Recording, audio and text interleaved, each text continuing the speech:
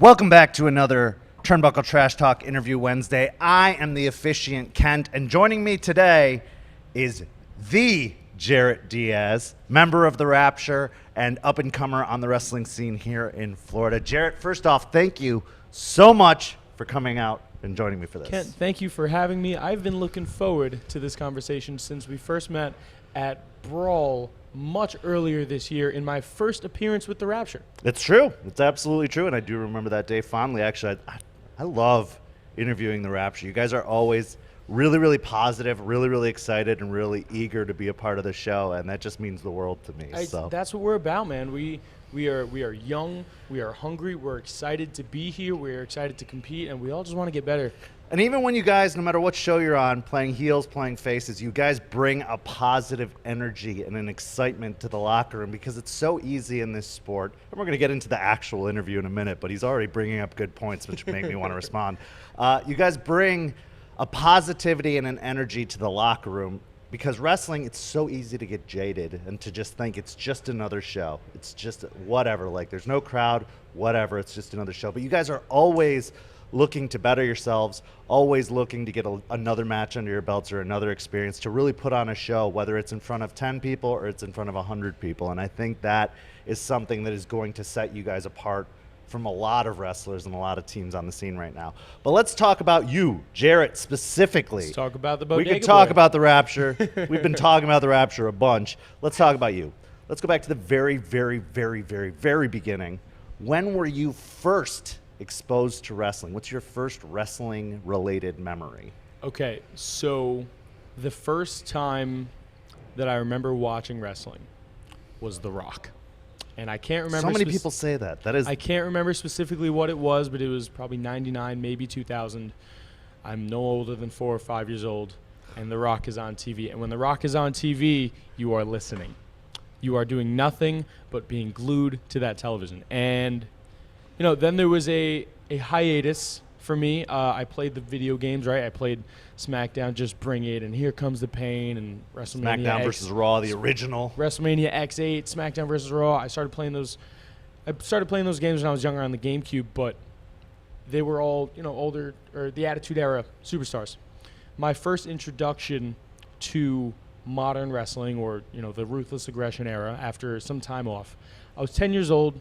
My parents were split up, and they were both working. So at the after-school program at my school back in New York, we had, you know, a couple aides just watching all the kids, and the kids were free to do as they pleased. One kid has the portable PlayStation, SmackDown vs. Raw 2007, and I'm like 10, 11 years old.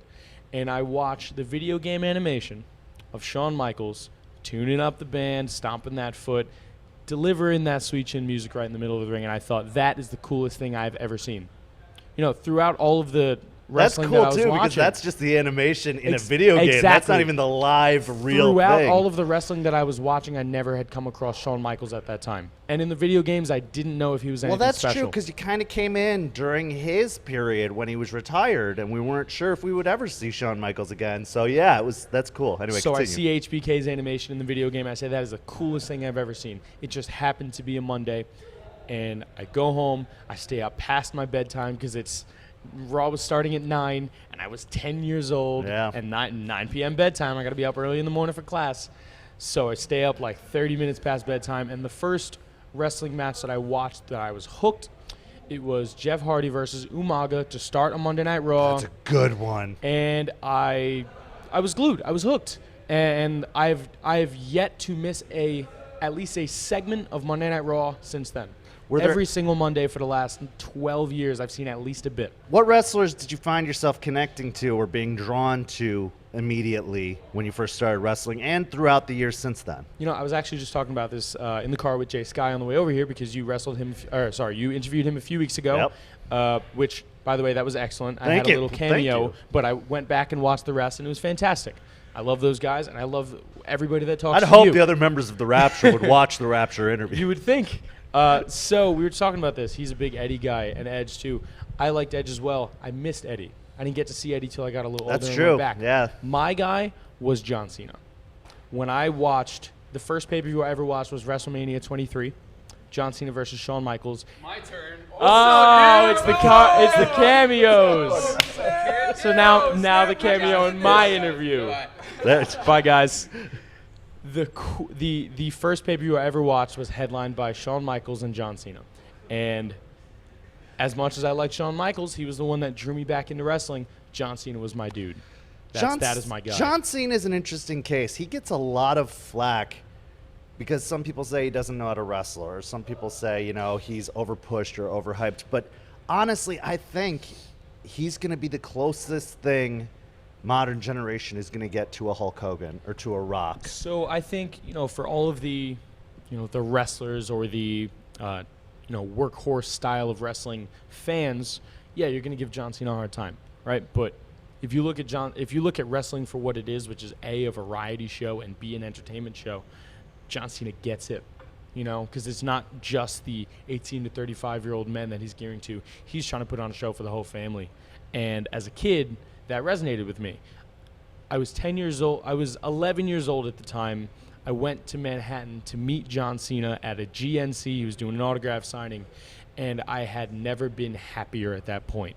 To meet John Cena was the moment where I decided I want to be just like him. Well, and I'd be curious to see, if put a gun to people's heads and say, if John Cena walked in here right now, could you honestly tell me you wouldn't mark out? Even if you hate him, Man. You would be so excited to meet him because he is, like I said, a Hogan, a Rock, an Austin. He's the closest thing we're going to get to it. And people are going to remember his name, whereas names, even though I love Edge to death, like Edge will kind of fall back into that Ricky Steamboat or these other guys that we remember. Incredible guys with different skill sets. Exactly.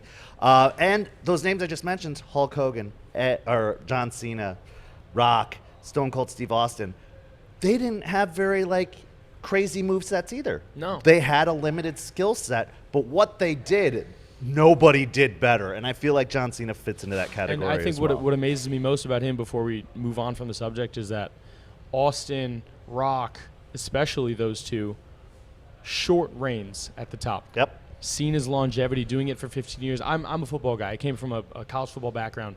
So when I watch the NFL, I look at guys like Tom Brady who do it at a high level forever. Cena's that guy. Well, and I'm expecting hate mail to come flooding in when I say this, though, but he was put in a position very similar to Bret Hart, where he had to carry a struggling company during a really hard period of time, and he did so. And he still made WWE stay relevant. He still was there during a lot of tough changes when people were falling out of love with wrestling, when it wasn't, the big thing or the best thing to be watching. He was there still working, still carrying it, still doing whatever they needed him to do. He was the man. So I agree with you. My love of John Cena very much reflects yours, even though I, was raised on Hogan and Savage and stuff like that. I can still appreciate the work he put in. So what made you decide? Was there a particular moment or instance where you were like, all right, I've got to do this now? This is what I want to pursue. At first, again, it was meeting John Cena at that GNC, right? But I'm 11 years old. This is not even close to what I was thinking it was going to be at that time. A couple of moments.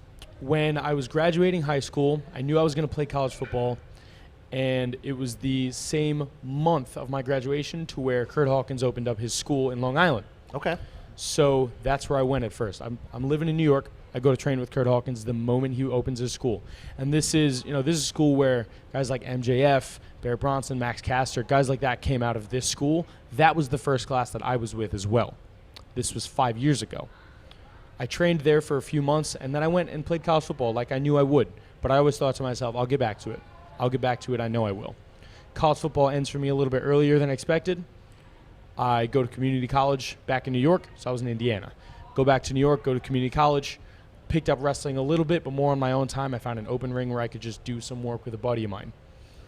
It wasn't until I moved down to Full Sail, where I go to school, Full Sail, moved down to Orlando, had enough time on my hands to be able to do this full time, to where my girlfriend, who I moved down here with, said, there is no time better than right now. You have the time, go do it. That's a very rare quality in a significant other or a family member. This is the kind of person, shout out, this is the kind of person that is so supportive in what I do and so supportive in what I'm passionate about that when it was still college football that I was trying to get back to, go do it. Now that it's wrestling, go do it. Make those towns, be away for the weekends, because I know when you make it, it'll be worth it.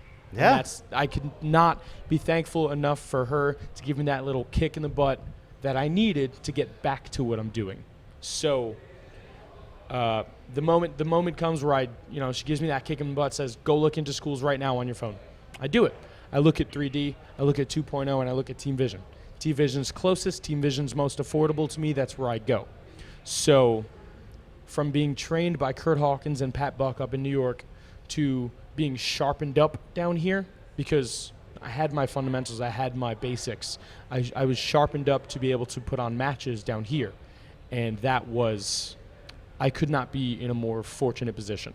What was that experience like for you training under, because I can only assume they were different, very different in the teaching method. So the first thing, what I did for the first month up in New York with Hawkins, all I did was bump, roll, and run the ropes.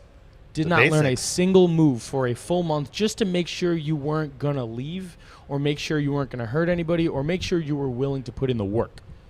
And coming from a college football background, I loved it. I loved the grit and grind and toughness of it, because football is very much the same. I mean, it does have those repetitive drills, but they really do build up your conditioning. They build up your endurance, and you don't even know that once those skills become instinctual, they come into play almost immediately. 100%. And the first day when they teach you how to do more than just roll, when they teach you how to bump, and you bump 4, 10, 15, 20 times in that first day, you go home thinking, maybe this isn't for me. And you wake up the next day, and this is not just me, this is almost every wrestler I've ever spoken to. Same thing for me. You wake up the next day saying, maybe that isn't for me. But you force yourself to go back if you have the will to go back that next day, and you do it every day going forward, and it's worth it.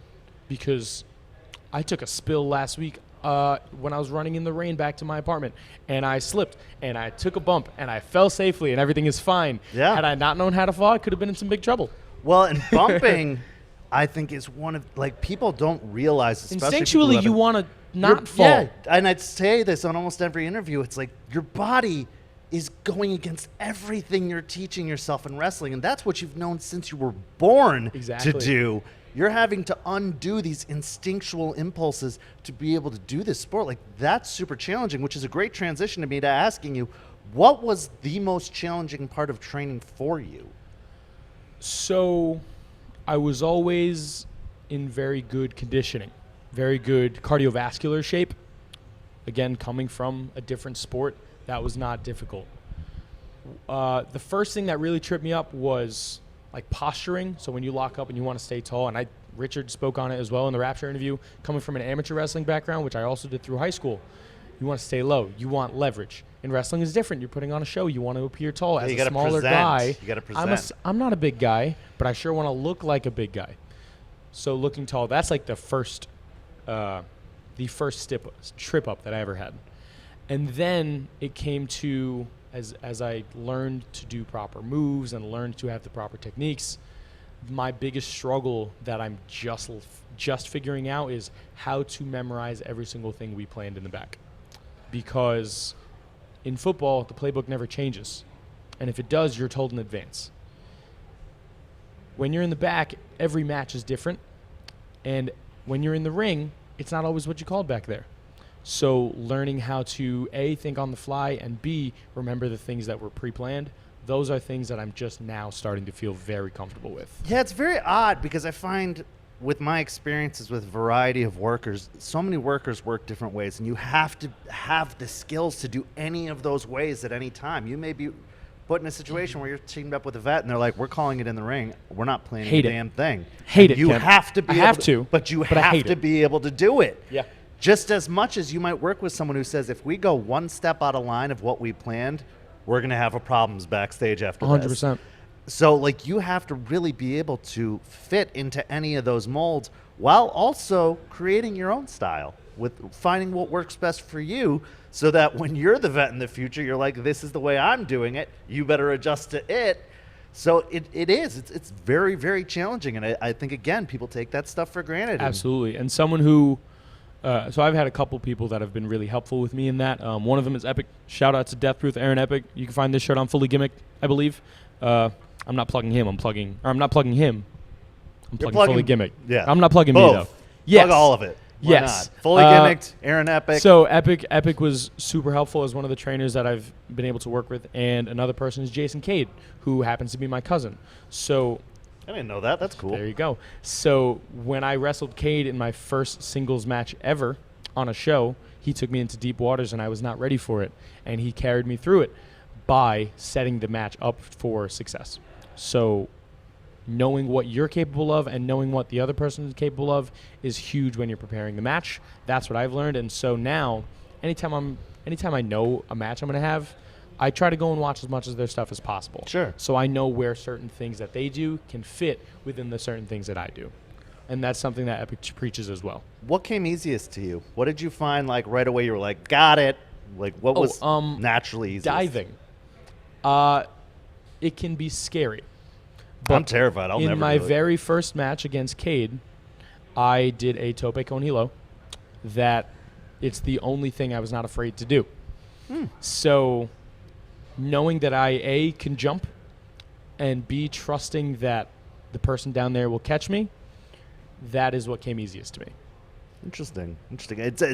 It's funny because having spoken to you, having seen you in the ring, I would have really thought character or like charisma or performing would have Fair. been the thing that came That's easiest fair. because you just have this naturally like bright, expressive personality. I talk to a lot of people, they're very soft spoken, and you see it in the ring that they're really challenged on like projecting and selling and like Thank promos you, Ken. I and take those stuff like that. as compliments. So when I was in New York, when I was going to community college, right, I wasn't doing wrestling training. I wasn't playing football anymore. I took up acting. So I trained at James Franco's acting studio for a full year. Really? That helped me. I was never a shy person, but it helped me channel my personality and bring it out, right? And when I watch wrestling and when I speak to wrestlers, it's a lot about like, oh, take your personality, turn it up to 11. So that's what I do. I think I have a big but positive personality, and when I'm in the ring, normally as a bad guy, I take that and I just make it about me. Yeah. So that, although it took a little practice in working into the match, I wouldn't say it was a challenge as much as an obstacle. So if you're still new and you're so focused on the match and doing the moves and remembering what to do, the personality can fall back. And that's how I started, admittedly. But once I got comfortable with the match, personality came out easy. See, I also came from a theatrical background, and I actually got into wrestling and loved wrestling, not because of the athleticism, but because of the bright, colorful characters, promos, storylines, segments, all that kind of stuff. It's the best kind of soap opera. So I love meeting people who also have theatrical influences because you will understand, just like I understand, how closely tied this sport is into both athleticism and theatricality and entertainment and characters and all that kind of stuff. So I think that's really, really cool. Yeah, anytime somebody asks, oh, you're a pro wrestler, oh, you're an independent wrestler, and they try to understand what I'm doing, or when they make the assumption of, oh, it's fake, or oh, it's this or it's that, I shoot them a yes and no, which means what we do up there is theater mixed with combat. Absolutely. Yeah, I look at it like stage combat. Yeah. So if stage combat is a perfect if example. you're putting on a show that takes skill, athleticism, strength, and technique, then you're an athlete performing. Yeah. That's really it. Yeah. That's really all it is. No, you're absolutely And right. I fell in love with both aspects very early on. I look at the theatricality of a guy like John Cena, who is this larger-than-life guy, right? But the athleticism of a Jeff Hardy, who's willing to fly off of anything, but also runs the ropes, springboards, does this, does that. Rey Mysterio is another guy, larger-than-life character, but he's 5'4". Well, and Jeff Hardy, he's a hell of an athlete. Jeff Hardy's I'm glad you brought him up because I think he's kind of a weird paradox. I think he's in the insane. fact that he is an amazing daredevil, incredibly athletically gifted, but I would say probably one of the weakest promos of anybody who's made it so far. Fair. But also in response, one of the best sellers there is. So he's this weird kind of, and I'm going to call him an enigma because that's perfect. That's his nickname. But he's an enigma because he's so good at the athleticism, he's so good at the selling, and somehow that kind of like character, emotive part just falls in the middle and is one of his weakest qualities. So that's just interesting to me, and I'm glad you brought him up. Yeah. But again, the ring work stood out to me just as much as the character work. Sure. So, I didn't get a chance to act or do anything like that until I was in community college because football took such a focus. So once I was able to, or not able to, but once I was in a position where that was on the side, I got to explore what else I liked to do, which was acting. Yeah, that's so great. And I brought both here. Now, you're in Team Vision Dojo at the time. We heard kind of their perspective of you coming into the Rapture. I want to hear now from your perspective, what appealed to you about working with these guys and making you want to kind of join up with what they had going? Sure. So how they told it is a little different than what my perspective was of how it happened. That's why I asked. I want to Yes. hear all the different angles. So, fact, we all met in training. They hit me up to be on the road, and I accepted because I had nothing to do and wanted to go out to my first show. Yes, I didn't know if I would have anything to do on the show, which is also what they said. These are all true. Okay? Here's where our stories divert ever so slightly. Okay? They told me they told you this is how it went down. Oh, we told him to manage, and he asks, "Am I in the Rapture?" And they said, "Well, I guess you are." That's not how it went down. Oh, we might Ken, have here's the some real scoop. inter-Rapture heat going on. Here's now. the real scoop. Let's do No it. heat. It's Let's all Go love. shoot. I love Go. those guys. Let's Now do listen. it. Let's go. Here's the real story, Kent. They asked me. They said, "Hey, we like what you do. We know you're young. We know you're athletic. We like how you are. We think you're a cool person. We've gone on this travel with you. Do you want to be in the Rapture?" Just You heard like it here that. first. Came out just like that. You heard it here from the really good-looking horse's mouth. And you know what I said to them, Kent? What? I said I would love to. I would love to be in the Rapture. I'm in the Rapture now, which it was a little smaller when I joined, but I'm so happy that it has grown, and I'm going to tell you why. The Rapture is the kind of group that is all for one and one for all. We all want to grow together. We are all hungry together. We are all young. We're all a little green, but we're all so excited to be in this business. We all have dreams, and they don't all line up. But we know that I heard a quote recently. If you want to go fast, go alone. If you want to go far, go together. Yeah. That's absolutely, that's 100% accurate. And having gone through the wrestling training process myself and breaking out on my own into the scene and everything like that, having that crew of people to depend on, to rely on, to work with, to ride with, to suffer with, to grieve with is so freaking important. I can't stress it enough because this is a hard, aggressive, angry, cruel business at times. And I don't know how some people do it alone. I really don't. I just don't think you can. So not only was I, obviously being a wrestler, you can be lonely, right? You got to find people to drive with. But I had also moved down to a state I'd never lived in before. And so living here for a couple months, I wasn't living with my girlfriend yet. She was in Tampa and I'm in Orlando. She's now in Orlando with me, but at the time, by myself, So not only was I able to find friends in wrestling, but I was able to find friends where I live. And that doesn't just go for wrestling. Those guys, the Rapture folk, Jose, Jay Sky, Richard, Lexi, DC, and now Coach Kid's with us, by far some of the best people I've ever met, some of my best friends to this day. And I hope we can do it for a very long time. I'm going to say something, though, that may get some controversy. You're one of those people that I think could be just as successful, if not more so, if you were alone, if you'd broken off. Because you have the athleticism, you have a strong sense of character and attitude. And so I think just as much as you might say you're lucky to have the Rapture or you're happy to have the Rapture, I think the Rapture is just as lucky to have you. Because each of you bring something unique and individual to the table. And I've had conversations with other wrestlers about this. We've said, Jarett Diaz doesn't really need to be in the Rapture. Like, we're not even necessarily sure why he's there. But from a backstage perspective, I totally get it. Like, Ken, I first of all, 100% get it. thank you. Thank you for those very complimentary sentiments.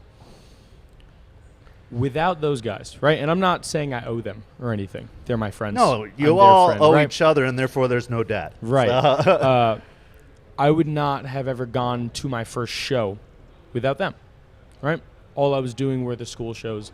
They hit me up to come to a show with them, right? Now we're at a point where none of us go anywhere alone. I've echoed this on almost every interview. If you're gonna get one member of the Rapture, you're gonna get at least two. Like, you never book just one because you're always getting two, regardless of if you book them or not. And it is the beauty of not only being close friends, but being close enough in travel. So, no, I don't think I need the Rapture either, but I love to be in it. That's great. I'm a happier person, and at this point in time, a more successful wrestler because we've gone together. No, that's absolutely phenomenal. I want to hear what your perspective is as well about what is the vision for the Rapture. And, I've heard the kind of kayfabe, like, save we're the world looking to, yeah, is save the right world. answer. It's the Well, best answer. What's that mean to you? But I can elaborate. That's my answer. So, or my question. As I said a few minutes ago, we all have different goals, right? Richard's number one goal is different than mine. For example, just to blow him on the spot a little bit, he wants to be in New Japan. That is his goal. I can totally to be see a that, too. Japanese style wrestler. My goal is to wrestle in the WWE, right? That immediately splits us aside, right? But that doesn't mean he wouldn't be willing to go to WWE. That doesn't mean I wouldn't be willing to go to New Japan. That doesn't mean any of us wouldn't be willing to bend. Well, and that doesn't also mean that you guys wouldn't still have each other if you did go to those different places. If Richard ended up in New Japan, you ended up in WWE, Wrestling you still have this bond that's going to live forever, and in your own ways, we'll still be able to support each other despite the distance, despite the different promotions. Wrestling is a totally different world now. I see guys like Marty Scurll hanging out with Zack Ryder at Universal Studios. Why? Because Ring of Honor guys and WWE guys, they don't have to beef. Tonight is, as of recording, tonight is Wednesday night. You got AEW and WWE going head to head, right? AEW and NXT live on Wednesday night. Neither of those rosters hate each other, nor do they have to.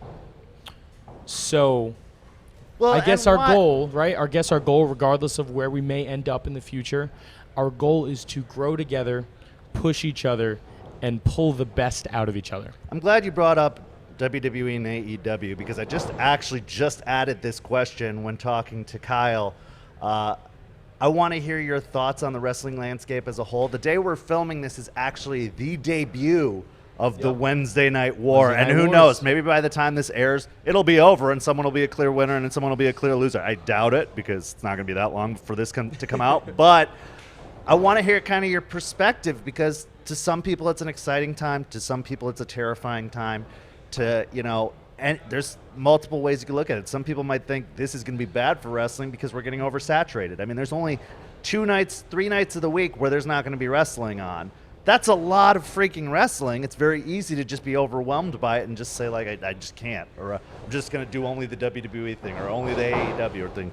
So I want to hear your perspective about the landscape as a whole. There's no wrong answer. By that I mean, if you're a wrestling fan, you don't have to just stick to one. And you can if it's your choice.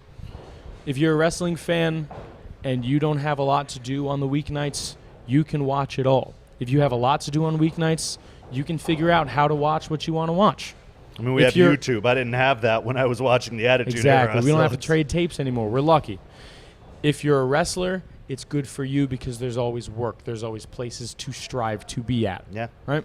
Now, personally, because you've asked how I think about it, I just finished a 7-month internship with the WWE through Full Sail University. Okay. Where I was in the building, in the Performance Center, pretty regularly, working with guys like at NXT, working with the non-wrestling talent pretty regularly, people like Caleb Braxton and Alicia Taylor and Sarah Schreiber. So I've seen what they've been putting into what's about to be the live NXT product. And I'm pulling for them to be even better than they imagined it, right? As much as I was able to do a seminar with Cody Rhodes a couple years ago in Georgia. Loved it. I've been able to keep in moderate communication with Cody Rhodes over the last couple years. He's a great guy. MJF, I trained with him. He's one of my oldest friends in wrestling. Great dude. I wish nothing but the best for them, but having just spent so much time in the building, I'm Team WWE right now. That's just where I stand. Well, Feel about it how you want. We're going to have to talk a little bit off the air about you hooking me up with those people so I can get them on my show so that I can get more than maybe at best 100 viewers at a time. But that being said, that's very, very interesting, and I agree with you because I think there's no wrong answer, and as a wrestling fan, you really should be nothing but excited because if you're complaining about how WWE has sucked forever or whatever, you have so many options available to you. And you really even did before this if you did your research. Of course. But I also know some people just like to complain just to complain. Yeah. But if you're a gracious wrestling fan like you or I, you watch as much good wrestling as you can I would have find. killed for this in my youth because all I had was time to watch wrestling. And now as an adult, I'm like, I don't have enough time, but I want it so badly. Yeah. I'll make the it's time. Wednesday night. I'll find it. I want to watch AEW and NXT both But you're tonight. here I won't be. wrestling. I'd rather be wrestling myself. But tomorrow, Thursday, I don't have class. I don't have work. I'm going to watch 4 hours of wrestling tomorrow, probably more, because I have that kind of time tomorrow. So I'm going to ask you the 3 questions I ask at every interview. It's 4 Please. now but you just answered the 4th one. First, what misconceptions or illusions did you have about kind of wrestling as a whole before getting into it that were like shattered or changed or distorted in any way? Like a big answer is, I thought everybody got paid a lot more than they actually do and stuff like that. What kind of illusions did you have coming into the business that got changed or affected? That's a good question. So being that I really got in at 18 before I got in for real now in Florida, right? Yeah. Because I had I got my feet wet in New York. Things like pay, things like travel don't really come to mind. What really comes to mind as almost a shock that still I'm struggling with is finding new places to work. It's very easy to be, not very easy, but it's easier to be called back to places you've already been, to communicate with people you've already communicated with. It's very difficult to cold call promotions. Absolutely. And I send out emails and social media messages on the regular to find new places. What's surprising most about it is the amount of just non-answers you get. Oftentimes, if you're looking for a job and you put in an application, they say, sorry, we're not hiring right now. Sometimes they'll just not answer. Yeah, I was going to say, I've seen plenty of not answers, but I get in you. my day job experience, they say, sorry, we're not hiring right now, or sorry, you don't fit this, or let's do an interview. One of those 2 things more often than not. In wrestling, it's a lot of just we didn't answer. Or left. Well, and also the difference between the application process and the wrestling process is an application, you're submitting a piece of paper or submitting an online form. And if you don't get an answer, you don't know whether they saw it. You don't know if the technology. In wrestling, if you're messaging people, we can see that you've read it. We can see you know. And you still can't say anything? That's just aggravating. So it's to no surprising. end. It's Yeah. not, I don't take offense to it. I understand that there are a million wrestlers out there, and they're all sending information more often than not to a lot of the same places. Yeah. I get it. I don't get butthurt about it. I wait a couple months and I'll message him again. Yeah. I'm a persistent guy. That's good positive attitude to have. I am a persistent, positive guy. I know I have a long road ahead of me, and I'm glad. Yeah. Because if I had a short road ahead of me, that means I'd be done by 28. Yeah. And I don't want that. That's very, very true. And it is a grind. I mean, you got to work every single day, whether it's in the gym, whether it's making towns, whatever the case is. So that's a really good attitude to have. And I'm glad that there are some of us out here that don't get so jaded by that, because even me, I've only been in this business almost 2 years, and I'm like, why can't you just say no? Or why can't you say we'll get back to you? I'm almost glad they don't say no, because then that gives me warrant to message them again. That's true. That's a very valid point. And actually, it's interesting. Again, I can relate to you with this coming from an acting background. There's no audition process for wrestling.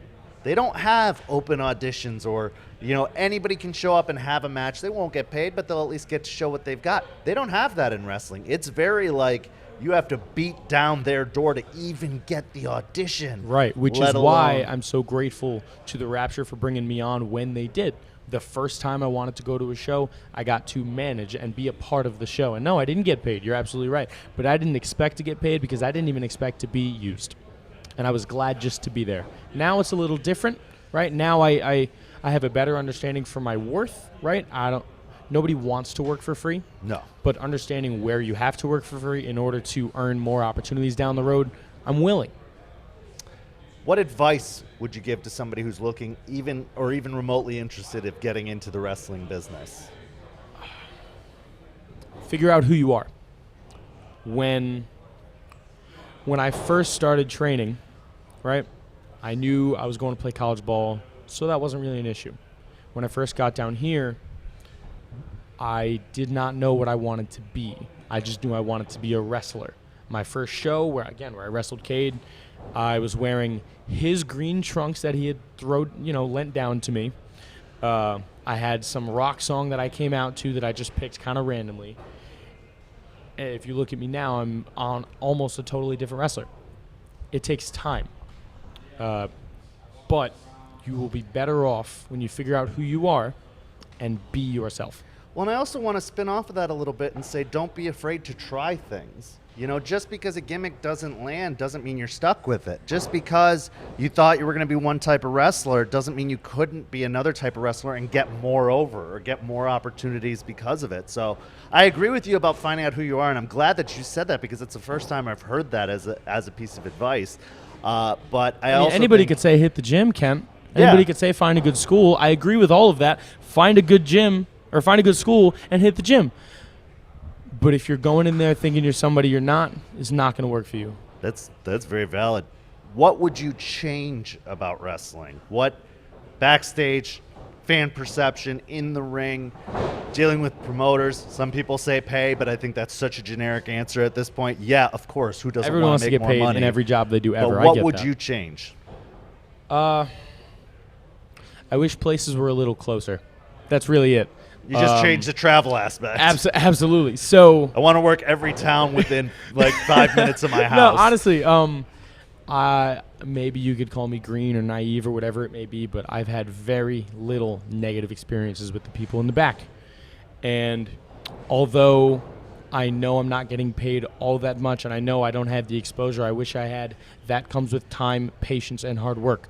And I'm not out here to change that. I'm out here to be a part of it and overcome it. What I would like is if cars were a little more comfortable and the towns were a little less middle of nowhere-y, because I'm from New York City. Oh, that's So true. I don't really That's wanna true. You drive could through go the to like country. 12 promotions within the city itself or within a couple of the boroughs. Exactly. So through high school, I was going to a lot of indie shows where everything is within an hour from me.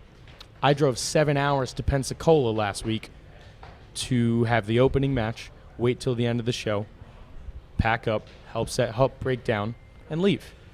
Am I willing to do it every weekend? Do I wish I didn't have to go that far? Yeah.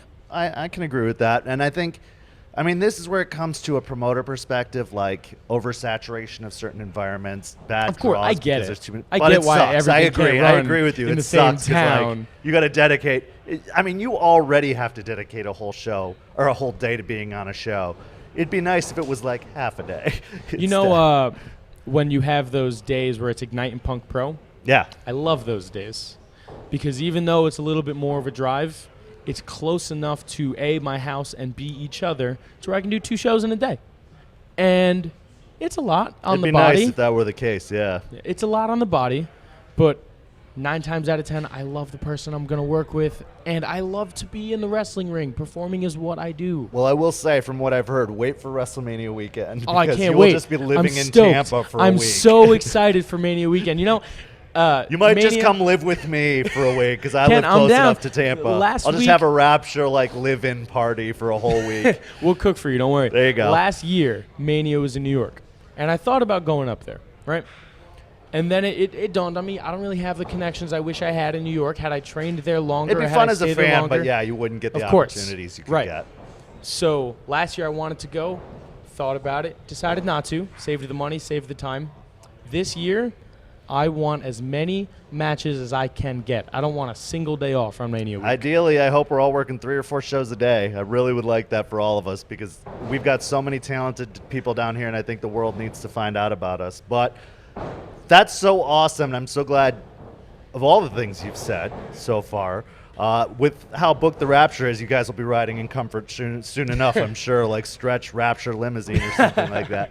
But now I want to give you an opportunity to promote yourself, promote the Rapture, your social media, promotions you like working with, not particular shows. Sure, no, of course, because time of release. I get that. Right.